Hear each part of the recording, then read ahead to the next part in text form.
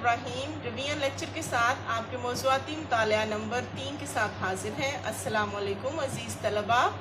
आज हम पढ़ेंगे आपकी किताब के सफ़ा नंबर 62 से इल्म की फ़र्ज़ियत व फ़ज़ीलत।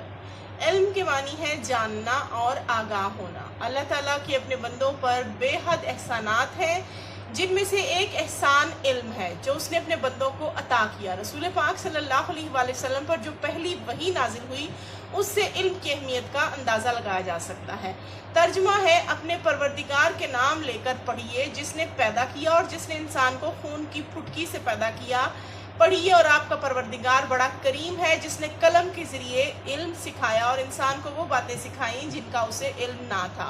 रसूल पाक सल्लल्लाहु अलैहि वसल्लम का इरशाद है, यानी हदीस पाक है कि यानी तलब इल्म हर मुसलमान मर्द औरत पर फ़र्ज़ है, इसलिए मुसलमान पर लाजिम है कि वो तलब इल्म में कोताही ना करे। अब हम पढ़ते हैं इल्म की अहमियत के बारे में। इंसान ज़मीन पर अल्लाह ताला का खलीफा और नाइब है, उसे इल्म ही की वजह से बाकी मखलूक़ात पर फजीलत हासिल है। इल्म ही की बदौलत यानी वजह से फरिश्तों को हज़रत आदम अलैहिस्सलाम को सजदा करने का हुक्म दिया गया। इससे वाज़ेह हो जाता है कि इल्म इंसान के लिए अज़मत की बुनियाद है। नबी पाक सल्लल्लाहु अलैहि वसल्लम ने अपने बारे में फरमाया, इन्नमा बुइस्तु मुअल्लिमन, यानी मैं मुअल्लम बनाकर भेजा गया हूँ। आप सल्लल्लाहु अलैहि वसल्लम अपने इल्म में अपने रब से ये दुआ किया करते, रब्बि ज़िदनी इल्मा, यानी ए मेरे रब मेरे इल्म में इजाफा फरमा।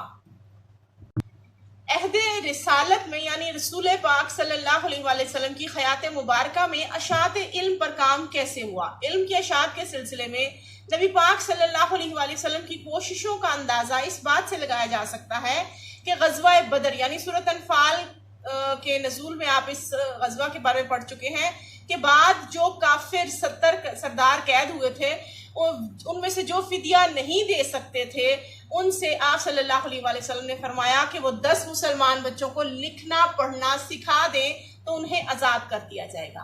आप सल्लल्लाहु अलैहि वसल्लम ने ख़वातीन को भी इल्म हासिल करने की ताकीद फरमाई। आप सल्लल्लाहु अलैहि वसल्लम ने फरमाया कि तलब इल्म हर मुसलमान यानी हर मर्द औरत पर फ़र्ज़ है, खा वो मर्द हो या औरत। इसी तरह आप सल्लल्लाहु अलैहि वसल्लम ने भी ये फरमाया कि इल्म व हिकमत मोमिन की मताए गुम है, यानी गुम हुआ माल, ऐसी उसकी दौलत जो गुम हो चुकी है, उसे चाहिए कि जहां से इल्म उसे मुयस्सर हो हासिल करने की कोशिश करे, क्योंकि वही यानी मोमिन ही उसका पहला हकदार है। हुसूल इल्म की अहमियत जानने के लिए जो है इस पैराग्राफ पर गौर करें कि मुसलमान को इल्म की तरफ सबसे पहले तवज्जो देनी चाहिए। इस सिलसिले में हम इल्लामा इकबाल का कौल भी नकल कर सकते हैं कि इल्लामा इकबाल का फरमान है कि हर मुसलमान को चाहिए कि वो हर तरह का इल्म हासिल करे और इल्म हासिल करते हुए वो हर इल्म को पहले मुसलमान करे, यानी कोई भी इल्म हासिल करने से पहले उसे कुरान और हदीस और शरीयत के मुताबिक तोले, उसको जांचे। अगर वो इल्म हासिल करना जायज़ है तो उस इल्म को हासिल ज़रूर करे। कुरान ने दीन के बुनियादी अहकामात के साथ साथ दुनियावी फ़लसफ़ा, तारीख़, ग़िज़ा और ग़िज़ाइयत और साइंसी उलूम पर गौर व फिक्र की भी दावत दी है। यानी कुरान पाक में ये तमाम टॉपिक्स जो है वो दर्ज हैं और बाकायदा उस पर गौर व फिक्र करने की जो है वो दावत दी गई है। अल्लाह ताला का फरमान है कि एक लम्हे का फिक्र 1000 साल की इबादत से बेहतर है।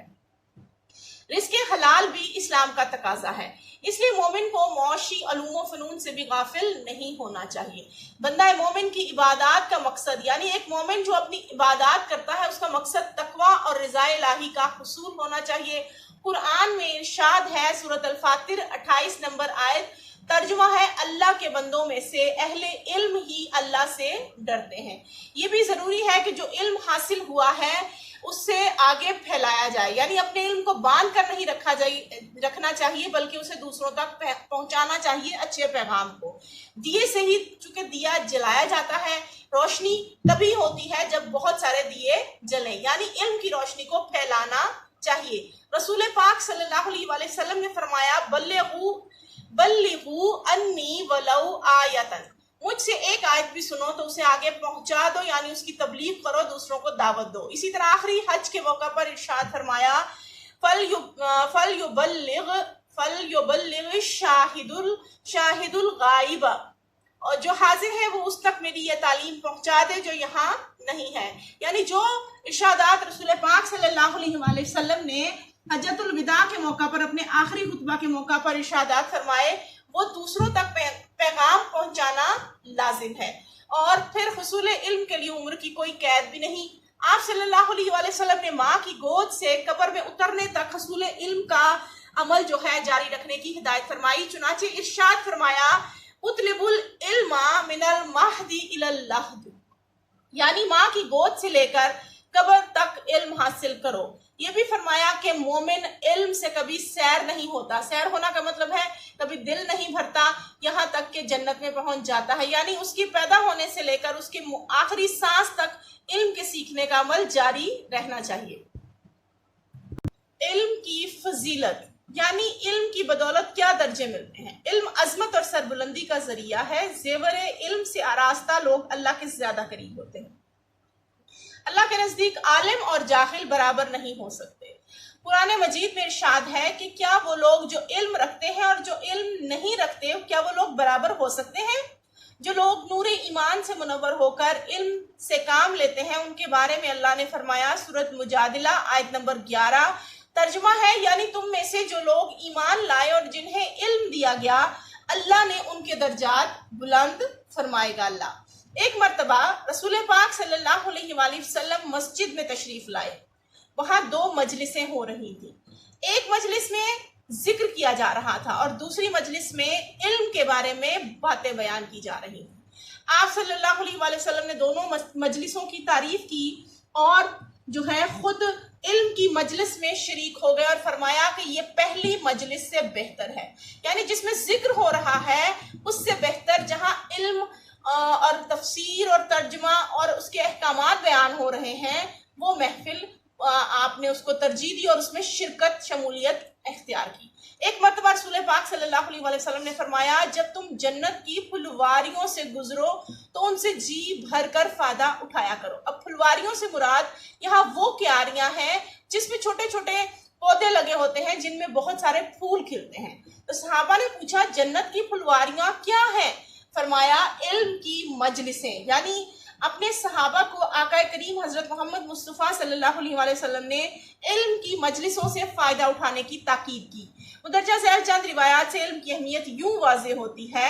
اب جی علم کے فوائد. علم حاصل کرو اللہ کے لیے علم حاصل کرنا نیکی ہے. علم کی طلب عبادت ہے. اس میں مصروف رہنا تحقیق اور بحث و مباحثہ کرنا جہاد کے برابر ہے. علم سکھاؤ تو صدقہ ہے. علم تنہائی کا ساتھی ہے.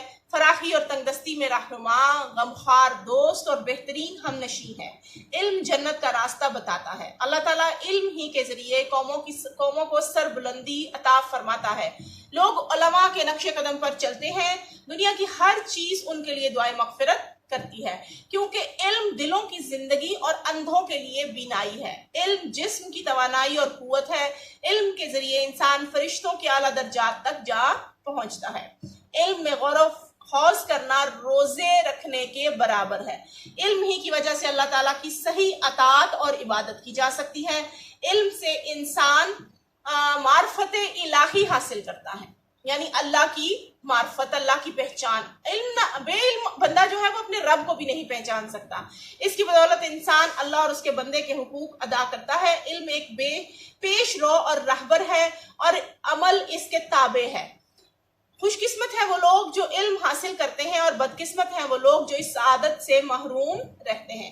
اسلام اپنے ماننے والوں کو درس دیتا ہے کہ علم کی تلاش میں نکلو اور حکمت کے موتی جہاں سے ملے انہیں حاصل کرو. علم کی فضیلت اس امر سے ثابت ہوتی ہے کہ اللہ تعالیٰ نے ہمیشہ حکومت اور سلطنت اسی قوم کو سر بلند فرمایا ہے جسے علم و عمل میں برتری حاصل تھی. اسی اصول کی بنا پر حضرت آدم علیہ السلام کو ملائکہ پر فضیلت دی گئی. علم ہی کی بنا پر مسلمان تمام دنیا پر چھا گئے مگر جب انہوں نے قرآن کی تعلیمات کو چھوڑا اور علم کی روشنی سے دور ہوئے تو زوال کا شکار ہو گئے. رسول پاک صلی اللہ علیہ وآلہ وسلم روزانہ صبح و شام جو دعائیں مانگا کرتے تھے ان میں سے ایک یہ بھی ہے اللہم انی اسالک علما نافعا، یعنی اے اللہ، اے میرے رب، میں تجھ سے نفع دینے والے علم کی درخواست کرتا ہوں. اس طرح اسی طرح یہ دعا مسنون دعا ہے کہ اللہ جو علم تو نے ہمیں دیا ہے اسے ہمارے لیے مفید بنا اور ہمیں ایسا علم عطا فرما جو ہمیں نفع پہنچائے۔ ہماری دعا ہے کہ اللہ تعالیٰ ہمیں بھی علم عطا فرمائے اور اس پر عمل اور اس کی اشاعت کی توفیق بھی نصیب فرمائے، آمین ثم آمین۔ اب ہم پڑھتے ہیں آپ کا موضوعاتی مطالعہ نمبر 4 جو آپ کی کتاب کے صفحہ نمبر 65 یعنی 65 پر ہے۔ اس سبق میں ہم زکوٰۃ، اس کی فرضیت، اہمیت اور مصارف یعنی خرچ کرنے کے طریقے یا خرچ کہاں کرنا چاہیے پڑھیں گے۔ فرضیت سب سے پہلے، زکوٰۃ کے لفظی معنی، زکا عربی زبان کا لفظ ہے جس کے معنی ہے پاک ہونا، نشو نما پانا، بڑھنا یا نشو نما پانا۔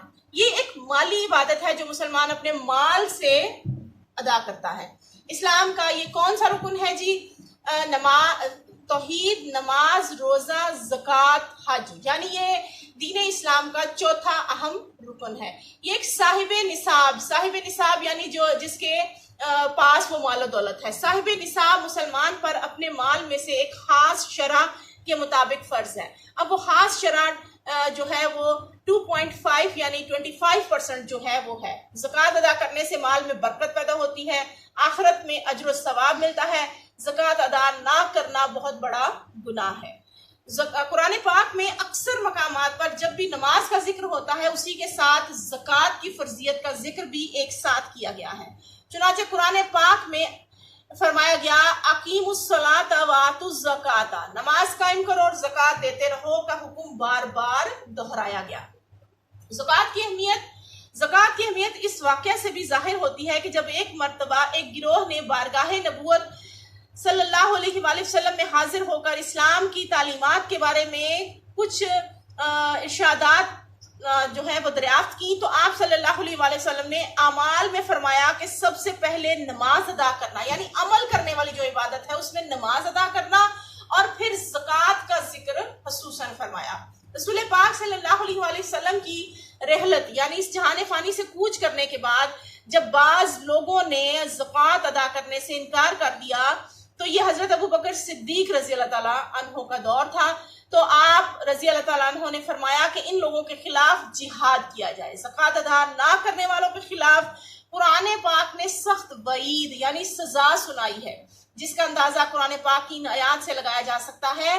سورۃ توبہ کی آیت نمبر 34 اور 35 کا ترجمہ ہے کہ جو لوگ سونا چاندی سینت کر یعنی جمع کر کے خزانہ بنا کر رکھتے ہیں اور اسے اللہ تعالیٰ کی راہ میں خرچ نہیں کرتے، انہیں دردناک عذاب کی خبر سنا دیجیے۔ قیامت کے دن اس سونے چاندی جو انہوں نے سینت کر رکھا ہے جہنم کی آگ میں تپایا جائے گا اس سونے چاندی کو، اور پھر اس کے ساتھ ان کے چہرے اور ان کے پہلو اور ان کی پشتیں داغی جائیں گی، یعنی وہ گرم کر کے لگایا جائے گا، اور کہا جائے گا کہ یہ ہے وہ خزانہ جو تم اپنے لیے جمع کر کے لائے ہو، اب اس کا مزہ چکھو، جو تم جمع کرتے رہے ہو۔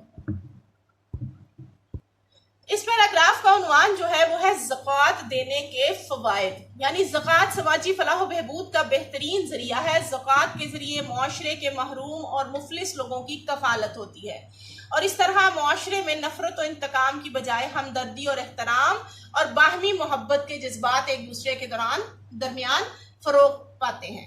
زکوٰۃ دینے والے کے دل سے مال کی محبت بھی مٹ جاتی ہے اور اللہ تعالیٰ کی رضا حاصل کرنے کا جذبہ غالب آ جاتا ہے۔